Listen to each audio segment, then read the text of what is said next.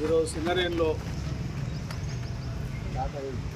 ఆర్థికంగా అదేవిధంగా కార్మిక వర్గానికి సంబంధించిన నూతన పోకరులు, ఆర్థికంగా దివాలా తీసే పరిస్థితి, అదేవిధంగా రాజకీయ జోక్యం, కార్మికుల సమస్యలు అనే 4 అంశాల మీద ఈ సింగరేణిని రక్షించుకుందామని చెప్పి 18 నుంచి 30 వరకు 13 రోజుల ప్రోగ్రామ్ను సేవ్ జాత అనే పేరు మీద, సేవ్ సింగరేణి పేరు మీద ప్రారంభించాం. సరే, ఈరోజు గోదావరిఖని నుంచి భూపాలపల్లి, రేపు మనుగూరు, 30వ తారీఖున గోదావరిఖనిలో ఉన్న కొత్తగూడెంలో పూర్తయిపోయింది. ఇందులో ప్రధానమైన అంశాలు ఒకవైపు మా అధ్యక్షులు చెప్పింది, రెండోది మేనేజ్మెంట్ కూడా ఈరోజు ఒకప్పుడు జనరల్ మేనేజర్లను ఎమ్మెల్యేల అపాయింట్మెంట్ అడిగి వచ్చేది. నేను ఒకసారి చూసిన కిషన్ రావు గారు అయితే రమణారెడ్డి గారు ఫోన్ చేసి, నాకు మీ అపాయింట్మెంట్ కావాలి, మీరు ఎప్పుడు ఫ్రీగా ఉంటారు, అప్పుడు నేను మీతో మాట్లాడాలి ఈ యొక్క నియోజకవర్గ అభివృద్ధి దాని మీద, సిఎస్ఆర్ ఫండ్స్ మీద అని చెప్పి అపాయింట్మెంట్ అడిగితే, ఆయన గుర్తింపు కార్మిక సంఘంతో స్ట్రక్చర్ మీటింగ్ ఉంది, నేను రేపు చెప్తా, కబురు పెడతా. ఆనాడున్న పరిస్థితి. ఈనాడు పరిస్థితి ఏంటంటే, ఎమ్మెల్యేల ఇళ్లకు క్యాంప్ ఆఫీస్కి పోయి పడిగాపులు కాసి ఇవాళ దొరకపోతే రేపు, లేకపోతే ఆయన గల్లీలకు రమ్మంటే గల్లీలోకి వచ్చే పరిస్థితి దాపరించింది. మేమేమంటున్నామంటే, మనమే డబ్బులు ఇస్తాం, సిఎస్ఆర్ ఫండ్స్, మనమే టీఎంఎఫ్టీ ఫండ్స్ ఇస్తాం, మనమే ఎమ్మెల్యేలకు 3 కోట్లు ఇస్తాం, మనమే ఎందుకు లొంగుబాటుతనం చేసుకోవాలి? దానివల్లనే ఈరోజు సింగరేణిలో ఈ పరిస్థితి దాపరించింది. ఇందులో కొంతమంది నికార్సైన అధికారులు కూడా ఉన్నారు. నేను మీ ఆఫీస్కి రాలేను, కానీ నేను వీలైతే నేను మా పై వాళ్ళతో మాట్లాడతాను. జనరల్ జీఎంలు ఎదురు డైరెక్టర్లతో చెప్తాను. అందరూ చెడ్డ ఆఫీసర్లని అంటలేను. కాబట్టి ఈ యొక్క ఆఫీసర్ల సంఖ్య ఈరోజు పెరిగింది. ఎవరికి తానా అంటే తందానని వాళ్ళ పబ్బం గడుపుకోవడానికి ఉన్న సంఖ్య పెరిగింది. అందుకే ఈ సింగరేణిలో రాజకీయ జోక్యం మరీ ఎక్కువ అంటే మితిమీరిన రాజకీయ జోక్యం అయిపోయింది. దాన్ని తగ్గకపోతే ఇక దీనికి భవిష్యత్తు లేదనేది మాకున్న అభిప్రాయం. దీని ప్రభుత్వాలు కూడా ఆలోచించుకోవాలి. అదేవిధంగా ఈరోజు గత 137 సంవత్సరాల్లో చెన్నారెడ్డి కానీ షురూ చేస్తే చంద్రబాబు నాయుడు, కాంగ్రెస్ పార్టీ, రాజశేఖర రెడ్డి వీళ్ళందరూ పరిపాలించిన వాళ్ళు రాష్ట్రాన్ని. కానీ ఏనాడు ఈ సింగరేణికి అప్పులు తీసుకోవాలి. అంటే బొగ్గు అమ్మిన పైసలు ఇచ్చారు, కరెంట్ అమ్మిన పైసలు కూడా ఇచ్చారు. కానీ ఎప్పుడైతే టీఆర్ఎస్ పార్టీ వచ్చిందో, మొట్టమొదటిగా డబ్బులు వాడుకుంటూ పెట్టింది. రెండోది, ఫస్ట్ ద్రోహం ఇక్కడనే జరిగింది. తాడిచెర్ల 1 మీరు ఒకసారి గమనిస్తే మన ఏఎంఆర్ కంపెనీ నడుపుతా ఉంది. అది ఒకప్పుడు రోషయ్య ప్రభుత్వం మనకు అలాట్ చేసింది. ఇంకా దాని పూర్వపర పోతలేదు. అలాట్ చేసి మీరు చేసుకోండి అని చెప్పాడు. తెలంగాణ ప్రభుత్వం వచ్చిన తర్వాత ఫస్ట్ ద్రోహం జరిగింది కార్మిక వర్గానికి, సంస్థకు. దాన్ని ఏదైతే ఏఎంఆర్ కంపెనీ సంబంధించిన నెల్లూరు రేట్లకు ఆ ప్రభుత్వాన్ని గెలిచిన తర్వాత, వాళ్ళతో లావాదేవీలు నడిచిన తర్వాత, ఆనాడున్న కండిషన్ ఏంటంటే, ఇక బీజేపీ ఈ వేలంపాటలో ఎంఎండిఆర్ చట్టం రాలే. అప్పుడు ఏంటిదంటే, ఒక విద్యుత్ సంస్థకు ఎక్కువ బొగ్గు ముడిసరికి అవసరం కాబట్టి ఆ సంస్థలు కనుక కోరుకుంటే క్యాపిటల్ మైన్గా ఒక బ్లాక్ ఇచ్చేది. ఆ వ్యవస్థ ఉండేది. దాన్ని జెన్కోకు ఈ పార్టీ, టీఆర్ఎస్ పార్టీ జెన్కోకు తాడిచెర్ల 1ను క్యాపిటల్ మైన్గా ఇచ్చేసి, ఆ తాడిచెర్ల జెన్కో వాడి ఏఎంఆర్ కంపెనీ కాంట్రాక్ట్ ఇచ్చింది. ఎట్లా ఇచ్చిండంటే, సింగరేణి అధికారులతో టీఆర్ఎస్ ప్రభుత్వం రాపించుకుంది. ఏమని, ఈ బొగ్గు నాణ్యత లేని బొగ్గు, మనకు ఫీజిబిలిటీ లేదు, మనం తీస్తే నష్టం వస్తుంది, మనం తీయలేము. 3 అంశాలను బలవంతంగా రాపించుకొని దీన్ని ఏఎంఆర్ కంపెనీకి అప్పచెప్తే, ఈనాడు జెన్కోకు 70% ఇచ్చే బొగ్గు ఏఎంఆర్ కంపెనీ. మరి మనం తీయలేని బొగ్గును ఏఎంఆర్ కంపెనీ తీస్తా ఉన్నది.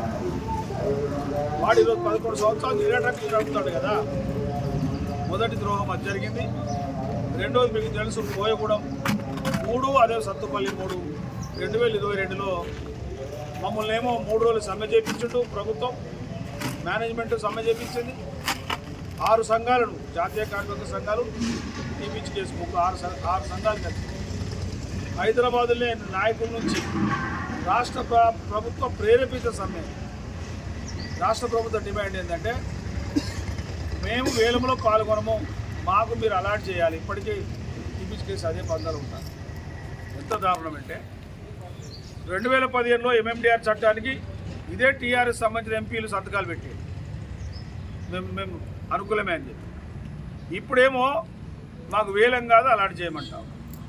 దేశమంతా చట్టం ఇంప్లిమెంట్ అయిన తర్వాత కార్మిక సంఘాలు ఒక ప్రభుత్వం చెప్తున్నది కాబట్టి మేము కూడా ఆ రాష్ట్ర ప్రభుత్వం నమ్మి 3 రోజులు సమ్మె చేస్తే చివరికి టీఆర్ఎస్ పార్టీకి సంబంధించిన వాళ్ళ కవిత, ఆనాడు కవిత అనుండే అరవిందో కంపెనీ అవంతి కంపెనీకి వాళ్ళ రెండింటికి వేలం వేసుకోమని చెప్పి ఇచ్చేసి, ఆ 2 అరవిందో కంపెనీ అవంతి కంపెనీ చాలాసార్లు చెప్పినది ఎవరియో ఆ 2 బ్లాకులు కూడా ఈరోజు ఇంతవరకు ఎందుకు రావు అంటే అవి మనం తీస్తే సింగరేణి తీయాలి. ఒకటి 170 కోయగూడెం అంటే గిరిజన ప్రాంతం కాబట్టి ప్రభుత్వమే తీయాలి. ఇంతవరకు వాడు తట్టలు చెమ్మేసి తీయలేదు మట్టి. సత్తుపల్లి వాడు స్వయంగా తీయలేడు, ఎందుకంటే మనము ఓబీ తీయడానికి సింగరేణి యాజమాన్యం భూమి ఇస్తే తప్ప, సింగరేణి సంస్థ భూమి ఇస్తే తప్ప వాడు ఓబీ పోయడానికి లేదా. వాడు ఓబీ పోయడానికి లేకపోతే వాడు బొగ్గు తీయలేడు. ఈ 2 సంస్థలు అట్టనే ఉన్నాయి. ఏం వెయిట్ చేస్తూ ఉన్నాయి? ఇటు రాష్ట్ర ప్రభుత్వాన్ని పట్టుకున్నాయి, అటు బీజేపీ ప్రభుత్వాన్ని పట్టుకొని రెండింటి కొట్టేయాలని చూస్తాం. ఈరోజు నిజంగా ఈ సింగరేణి మీద చిత్తశుద్ధి ఉండి, ఈ సింగరేణి కార్మిక వర్గం మీద చిత్తశుద్ధి ఈ ప్రభుత్వానికి ఉంటే ఆ 2 కోయగూడెం 3 సత్తుపల్లి 3 కూడా సింగరేణికి వచ్చినట్టు చూడాలి. అదేవిధంగా ఈరోజు మనుగూరు ఓపెన్ కాస్ట్ అనుమతులు రాక 2 ఏళ్ళు అయింది. జేకఫై ఎక్స్టెన్షన్ ఇల్లందు రొంపేడు బ్లాకు అనుమతులు రాక 2 ఏళ్ళు అయింది. ఆర్కేపీ ఓపెన్ కాస్ట్ అనుమతులు రాక 3 ఏళ్ళు అయింది. అదేవిధంగా గోలేటి ఓపెన్ కాస్ట్ అనుమతులు రాక 2 ఏళ్ళు అయింది. ఇవి ప్రభుత్వం తలుచుకుంటే అనుమతులు ఇచ్చేస్తారు. వాడు కాంట్రాక్టర్ సీతారామయ్య గారితో వాళ్ళ ఏరియా కాబట్టి అన్నట్టు నాకు చెప్పండి పోయి నేనే అనుమతులు తీసుకొని వస్తాను అని చెప్పాడు. నాకు ఈ టెండర్ ఇస్తే నేనే తెచ్చుకుంటా అనుమతులన్నీ. అంటే వాడికి ఎందుకు అవుతుంది, మనకి ఎందుకు కాదు? మరి ప్రభుత్వానికి రాయల్టీ కడుతున్నాం, పన్నులు కడుతున్నాం, అన్నీ ఇస్తున్నాం, ఎమ్మెల్యేలకు 3 కోట్లు ఇస్తున్నాం, ఇంకా అనుకున్న దానికన్నా ఎక్కువ మనం ఇస్తూనే ఉన్నాం కదా. మరి ఈ యొక్క సంస్థకు ఆమాత్రం చేయకుండా ఈరోజు ఈ సింగరేణి నాశనం చేయడానికి ఈ ప్రభుత్వం కంకణం కట్టుకున్నట్టుగా మేము భావిస్తాం. అందుకని ఇవన్నీ అంశాలు ఇటు అధికారులు, ఇటు ప్రభుత్వం, ఇటు యాజమాన్యం ముఖ్యంగా ఇవన్నీ కలిపి సింగరేణి కార్మిక వర్గానికి ఒక రక్షణ లేకుండా చేస్తున్న క్రమాన్ని దృష్టిలో పెట్టుకొని మేము ఈరోజు ఈ సింగరేణి రక్షించండి కార్యక్రమం తీసుకున్నాం. అందుకనే ఇంకొకటి మీరు అర్థం చేసుకోవాలి, మనం ఈరోజు మిగతా సంఘాలు కానీ మిగతా వాళ్ళు ఏమంటారంటే ఈ ఎన్నికల దగ్గర వచ్చినాయి కాబట్టి ఏదో మాట్లాడుతాము అంట. ఎన్నికలకు దీనికి సంబంధం లేదు. ఎందుకంటే ఈరోజు ముఖ్యంగా ఐఎన్టీసీ మిత్రులు వాళ్ళ ప్రధాన బాధ్యత ప్రాతినిధ్య సంఘం ప్లస్ ప్రభుత్వం వాళ్ళది. ఈరోజు చాలా ఇక్కడనే కూర్చొని మాట్లాడుతూ ఉన్నారు. మా ప్రభుత్వం ద్వారానే పరిష్కారం అయితే నిన్నటి దాకా నమ్మకాలు కొట్టిర్రు, మాట్లాడిరు, విమర్శలు పెట్టిర్రు. మేము పెట్టేది నిజంగానే మేము ఈ యొక్క జాతా పెట్టింది వాస్తవంగా కార్మిక వర్గానికి రక్షణ లేకుండా పోయింది. ఈరోజు అపాయింట్మెంట్ అయిన కార్మికుడు 35 సంవత్సరాలు పనిచేయాలి సింగరేణిలో. మరి అలాంటి వాతావరణం కనబడతలేదు కదా, నూతన బాయిలు కనబడతలేవు కదా. వాటి కోసం మేము ప్రయత్నం చేస్తే ఉనికి కోసం అని చెప్పే పరిస్థితి చేస్తా ఉన్నాం. నేను ఎక్కడే సూటిగా ఐఐటి జనక్ ప్రసాద్ని అడుగుతా ఉన్నాను. ఆయన ప్రభుత్వంలో భాగస్వామి, అదేవిధంగా ఆయన మినిమం వేజ్ కూడా చైర్మన్. అంటే ఈ రాష్ట్రంలో ఉన్న అసంఘటిత రంగ కార్మిక వర్గానికి జీతభత్యాలు పెంచే అధికారం ఆయన చేతిలో ఉంది. ఆయన మంత్రి హోదా, 2 గన్మెన్లు, ఆ బండి, ఆయనకు ఆఫీసు, ఇవన్నీ ఉంటాయి. ఆయన తలుచుకుంటే మినిమం వేజెస్ కాంట్రాక్ట్ కార్మికులు ఎక్కడ పోయినా అడుగుతారు, మాకేమన్నా 12,000 ఇస్తారు, అంత కట్ అయితే 8,000 10,000 చేసుకుంటారు. వాళ్ళు అడుగుతారు జీతాలు పెరుగుతారు అని. మేము నిజంగా చిత్తశుద్ధి ఉంటే మరి నీకే అధికారం ఉంది, నీదే ప్రభుత్వం, మరి 2 నెలల్లో నువ్వెందుకు పెంచలేదు పైసా? అంటే నీదే ప్రభుత్వం, నువ్వేమో పెంచవు, కానీ ఏమాత్రం ఈరోజు సంఘాల పాత్ర ఏందండి? ఈ ఎన్నికలు పెట్టిన తర్వాత 4 సార్లు ఎన్నికలు జరిగినాయి. యూనియన్స్ మేనేజ్మెంటే గట్టిగా మాట్లాడుకొని అనేక సమస్యలు పరిష్కారం చేసుకుంది. 99 2000 మా సంఘమే భారతదేశంలో ఎక్కలేని విధంగా 10% లాభాల వాటికిచ్చింది. కానీ టీఆర్ఎస్ వచ్చిన తర్వాత యూనియన్లు మేనేజ్మెంట్ పాత్ర పోయి ప్రభుత్వము అండ్ సంస్థనే మాట్లాడుకుంటా ఉన్నాయి. అసలు యూనియన్ లాస్ట్ ప్రియారిటీ. మీరు ఇక్కడ చూడండి, ఇప్పుడు సీఎం దగ్గరికి ఎవరు వస్తారండి? సర్పంచులు, కౌన్సిలర్లు, ఎంపీటీసీలు.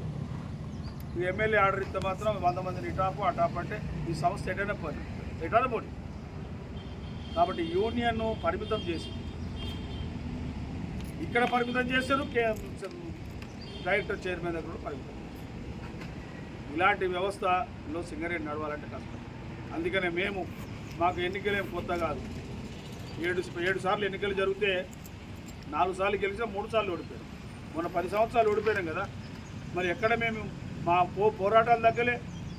మేము ఎప్పటికప్పుడు అప్డేట్ అయినాం, కార్మిక వర్గాన్ని చెప్పినాం, మేము పార్టీలు మారకుండా ఉన్నాం. మరి అలాంటి పరిస్థితిలో ఈ ఎన్నికలకు భయపడేదో ఇప్పుడు ఇవన్నీ శుద్ధాబద్ధం. మేము ఒకటే చెప్తాను, చిత్తశుద్ధితోని కార్మికులు సింగరేణి రక్షించాలంటే ఈరోజు ఇదే కాదు, 30 తారీఖున కనుక మేనేజ్మెంట్ ఈ 18-30 పెట్టుకున్న విషయం ఎందుకంటే